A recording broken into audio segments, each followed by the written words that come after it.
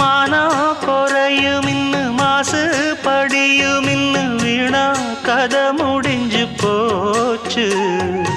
ஈசான மூலையில லேசான பள்ளி சத்தம் மாமன் பேர சொல்லி பேசுது. ஆறாத சோகந்தன்ன தீராம சேர்த்து வச்சு ஊரும் சேர்ந்து என்ன ஏசுது.